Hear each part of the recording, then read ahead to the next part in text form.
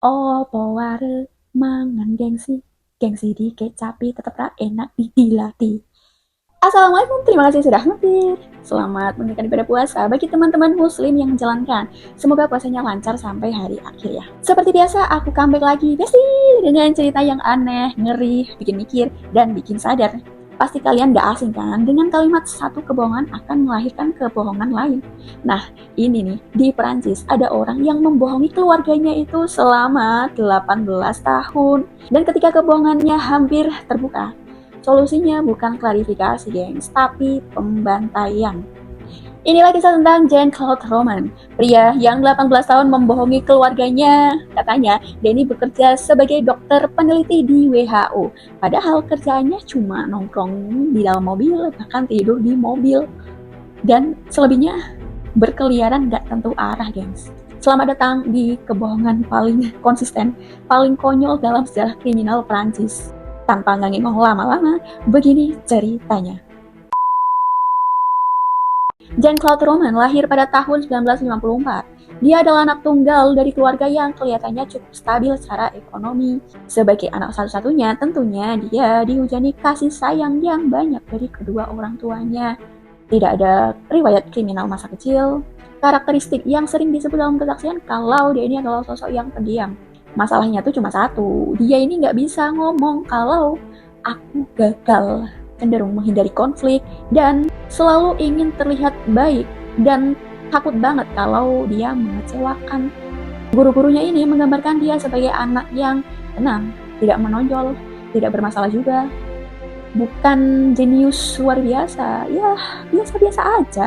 Yang terlihat dari awal remaja, dia ini tipikal orang yang tidak suka konfrontasi, gengs. Jarang mengekspresikan emosi yang kuat. Dia lebih suka menyenangkan orang dan memenuhi semua ekspektasi orang terhadap dirinya. Pokoknya itu tipikal orang yang biasa-biasa aja kelihatannya. Tapi siapa sangka, kan? Jadi kata gagal di dalam kamus hidupnya itu nggak ada, gengs. Singkat cerita, pada tahun 1970-an, Jane masuk ke dalam Universitas Kedokteran di Lyon. Dan disinilah awal tragedi itu dimulai. Bukan karena dia ini monster, jahat, kejam, tapi dia ini malu. Malunya yang lewat kebangetan, malu lewat malu tingkat dewa. Diketahui nih gengs, kalau dia ini gagal dalam ujian tahun kedua. Bagi orang biasa, gagal itu wajar kan, normal banget kan. Tapi alih-alih ngulang dan move on, Jane justru memilih sesuatu yang lebih visioner, yaitu dia masih pura-pura kuliah. Iya, setiap semester dia daftar ulang, tapi ya dibiarin gitu aja. Dia nggak datang ke kelas, nggak ikut ujian, nggak ngapa-ngapain, gengs. Jadi kalau pada saat jam sekolah, jam kuliah, dia pamitlah tuh ke orang tuanya. Dia bilang kalau ada kelas, padahal ya dia pergi nggak tentu arah gitu, cuma nongkrong-nongkrong biasa, tapi pamitnya sekolah. Ayo, siapa ini yang pernah kayak gitu? Ngaku kalian. Tapi entah bagaimana ceritanya, orang-orang itu masih percaya kalau dia mahasiswa kedokteran. Ya mungkin semeyakinkan itu, gengs. Selain James masih mengklaim kalau dia ini mahasiswa, dia juga ngaku kalau bekerja di WHO di Genewa. Yaps, institusi yang disebut ini adalah World Health Organization. Ya, ini adalah organisasi kesehatan terbesar di dunia kan. Dan kenapa dia milih sebagai karyawan WHO? Ya karena asumsiku ya, misalkan WHO ini adalah organisasi terbesar kan, tentu isinya itu dari kalangan orang-orang atas. Nah ini nih yang nggak bisa diverifikasi oleh keluarga dari kalangan bawah kan. Selain itu, tempatnya juga sudah berada di lintas negara, gengs. Jangan tinggal di Prancis. Dan WHO ini kan ada di Swiss kan. Tapi kembali lagi, yang bekerja di sana itu bukan orang-orang biasa kan. Kalau seandainya dia ngaku bekerja di institusi yang biasa-biasa aja, pastilah gampang untuk diverifikasi. Cara kan mungkin orang yang berada di situ kan mungkin ya temannya mungkin, tangganya mungkin. Dan ini, dia nggak punya teman siapa-siapa selain dirinya, katanya dari kota itu. Lalu di sela-sela dia membranding dirinya dengan kebohongan itu, dia menikah dengan wanita bernama Florence di tanggal 19 September 1980. Florence ini adalah wanita biasa, hanya seorang apoteker. Dan dari pernikahan ini lahirlah dua anak mereka, laki-laki dan perempuan yang bernama Caroline dan Antoine. Keluarga ini tinggal di sebuah kota kecil dekat perbatasan antara Swiss dan Prancis, dekat juga di Genewa. Layaknya kehidupan orang normal pada umumnya, selama 18 tahun, Jane melakukan aktivitas yang normal. Bangun pagi untuk berangkat bekerja, menciptakan rutinitas yang sangat-sangat realistis, dan setiap hari adalah sandiwara. Pagi-pagi bekerja, berangkat tepat waktu, pulang tepat waktu. Katanya ada rapat penting lah, konferensi internasional lah, presentasi rahasia lah, semuanya itu ada. Tapi cuma ada di otak Jen. Lalu apa Florence ini nggak kayak ibu-ibu Indo yang kritis tentang slip gaji suaminya? Nggak cewek gitu soal gaji. Sayangnya enggak gengs, dia nggak seperti kita. Segitunya dia percaya dengan alasan yang diberikan oleh Jen. Secara mereka bertemu setelah Jen ini mengklaim kalau dia bekerja di WHO. Lalu masa sih nggak ada dokumen kantor yang dibawa pulang gitu? Nggak ada gengs, kata Jen, itu adalah peraturan dari WHO itu sendiri. Ya demi untuk keamanan katanya.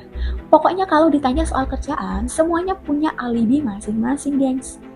Ya dengan alasan kayak kerjaan rahasia, proyek internasional, keamanan global, dan Florence, orang tua Jen, mertua Jen, anak-anak Jen, teman-teman Jen, ini semua percaya. Selain itu, dia juga yang mengatur keuangan keluarga gengs. Belanja, liburan, bahkan rutinitas sehari-hari agar gak ada yang curiga. Tabungan orang tua dan pinjaman kecil ini menjadi sumber utama gaji bagi keluarga mereka gengs. Dengan kontrol yang penuh itulah kebohongan bertahan selama 18 tahun. Ya, 18 tahun. Siapa juga yang menebak coba? Seorang peneliti WHO katanya, ini adalah seorang pembohong yang rapi dan karismatik dan sangat meyakinkan kan? Seolah nggak puas dengan hanya kebohongan atas kerjaannya saja, dia pun selingkuh gengs. Dalam hidup Roman ini, dia pernah selingkuh dengan wanita yang bernama Corinne Houghton, di mana dia itu sudah tahu kalau Jane ini beristri, tetapi tetap digas aja gitu. Jane selalu memberikan hadiah mahal dan mencoba mempertahankan hubungan tersebut. Ini nih yang semakin membuat finansialnya buruk dan dia makin tertekan. Masalah utamanya ini muncul ya dari finansial tentunya. Karena kan dia selain membiayai keluarga kecilnya, dia juga membiayai selingkuhannya. Kurang ajar ya. Jen ini tidak memiliki pendapatan tetap, gengs. Jadi selama itu dia selalu meminjam uang kepada orang tuanya, berkedok investasi. Dia juga tidak segan meminjam kepada mertuanya. Selain itu dia juga memeras selingkuhannya juga, gengs. Dan dia mengobrol kalau adanya investasi eksklusif. Dengan karakter dan karismatiknya, dia mampu menarik mangsa, gengs. Ya, orang-orang percaya saja gitu dengan apa yang dia obrolkan. Bayangin aja, 18 tahun hidup dalam skenario palsu. Setiap bangun pagi, kamu harus ingat versi cerita apa yang sudah kamu ceritakan ke siapa. Puyeng nggak tuh? Dan di titik tertentulah kebohongan mulai retak. Ada keluarga yang mulai curiga soal investasi.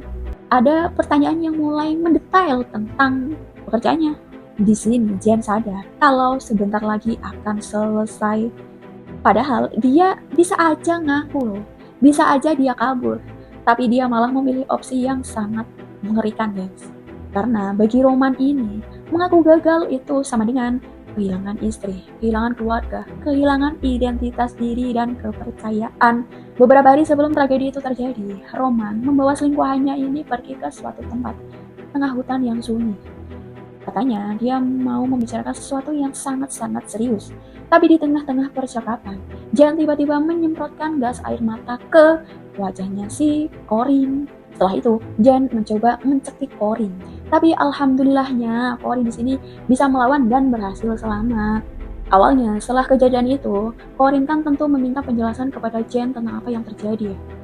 Cara di sini, Jen malah mempelintir cerita, gengs. Entah gimana detailnya ya, tapi dia ini mengaku kalau dia tertekan dan hampir dirampok atau diserang oleh kelompok yang gak dikenal. Yang gak nyambung kan ya? Dia mencekik Corinne tapi alasannya itu gak nyambung. Gimana? Tentu Corinne di sini sempat bingung dan terguncang ya kan. Karena serangannya kan terjadi tiba-tiba. Jen masih berusaha tampil sebagai korban, tapi beberapa hari kemudian Corin mulai sadar tentang apa yang sebenarnya terjadi, guys. Apalagi Roman sebelumnya sudah meminta Corin untuk memberinya uang dalam jumlah yang besar yang katanya untuk investasi. Di sini Jen terlihat sangat tertekan dan kayak rahasia-rahasiaan gitu. Dan dia memberikan kejelasan yang janggal tentang apa yang sebenarnya terjadi di hutan.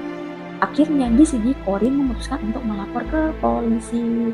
Namun sebelum proses hukum itu terjadi, tragedi besar malah terjadi dulu, guys.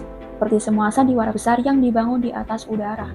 Rumah Kartu ini runtuh pada tahun 1993. Kebenaran muncul dengan cara yang paling tragis.